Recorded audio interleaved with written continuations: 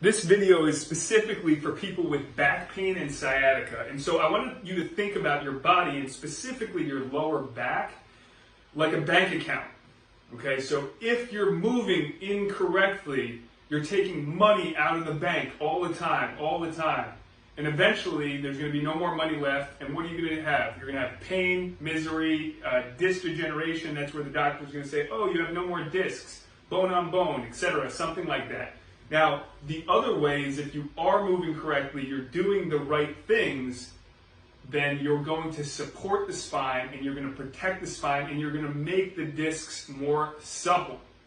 So this one movement is what most people are doing incorrectly all the time, and we have to retrain people over and over again to move correctly.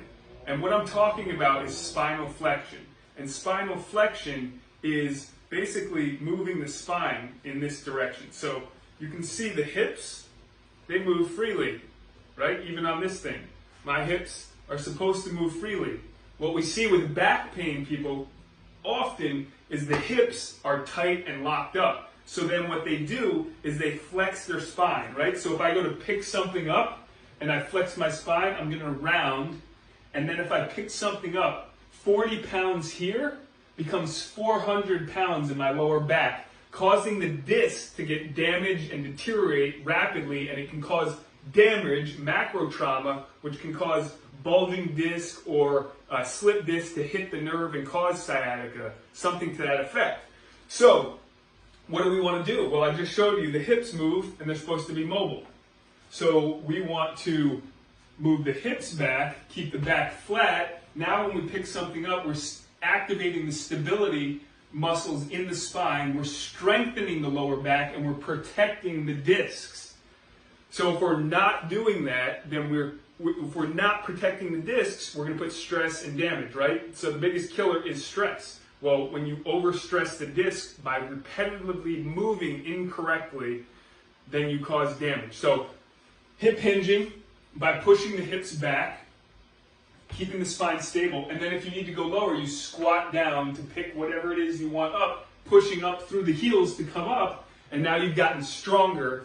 You've activated the right muscles in the right sequence, so you fired from the brain all the way down, and now your body's going to feel good, and you're going to put money into your bank account for using your body later.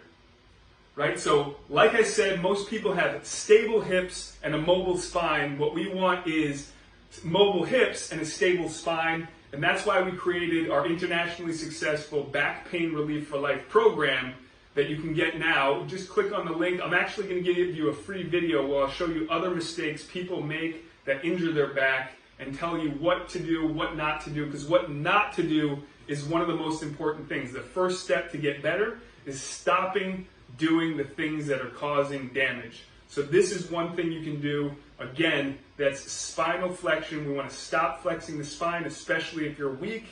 The stronger you are, the more you can get away with it. So we want your hips mobile, spine stable. Go ahead and click that link now, and we'll start to get you healing on a healing journey, get your back better, get you stronger and more healthier.